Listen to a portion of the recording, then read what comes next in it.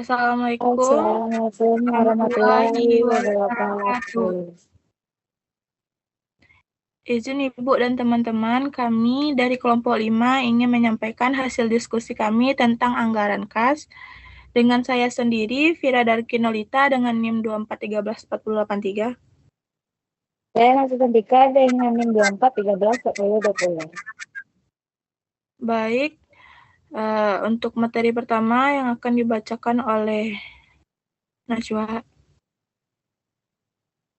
Baik, terima kasih moderator. Saya akan menyampaikan hasil presentasi kami tentang anggaran KAS. Anggaran KAS adalah perencanaan yang disusun secara sistematis mengenai penerimaan dan pengeluaran KAS dalam satu periode di masa depan.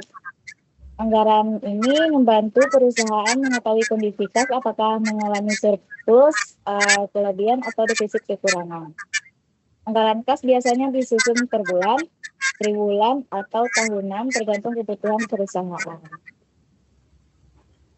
Selanjutnya, tujuan dan manfaat anggaran KAS. Tujuan anggaran KAS, penyusunan anggaran KAS adalah yang pertama mengetahui perkiraan posisi KAS di masa depan.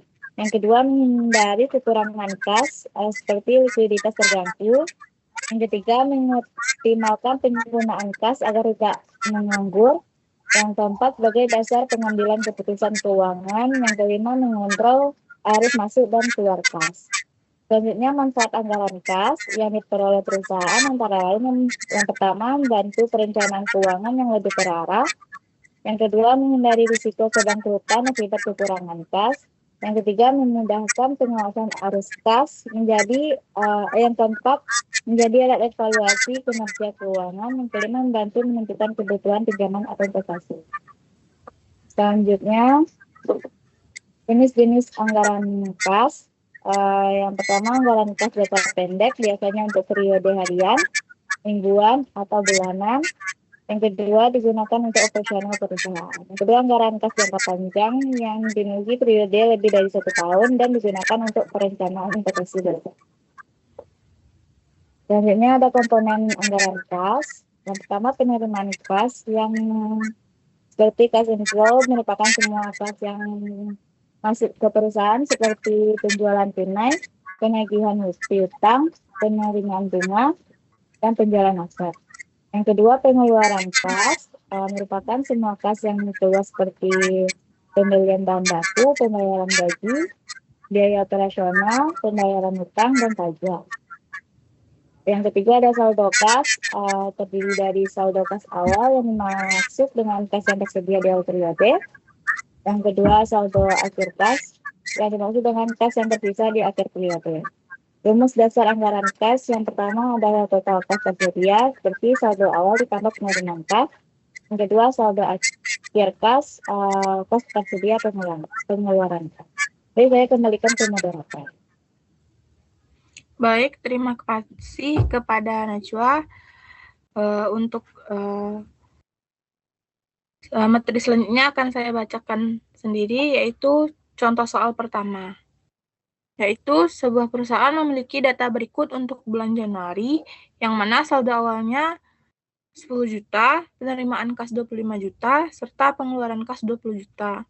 Buatlah anggaran kas dan hitung saldo akhir. Perhitungannya, saldo awal yaitu 10 juta, penerimaan kas 25 juta. Untuk mencari kas tersedia, saldo awal ditambah penerimaan kas jadinya 35 juta.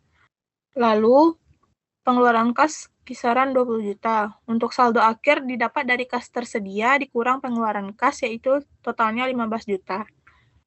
Contoh soal selanjutnya yaitu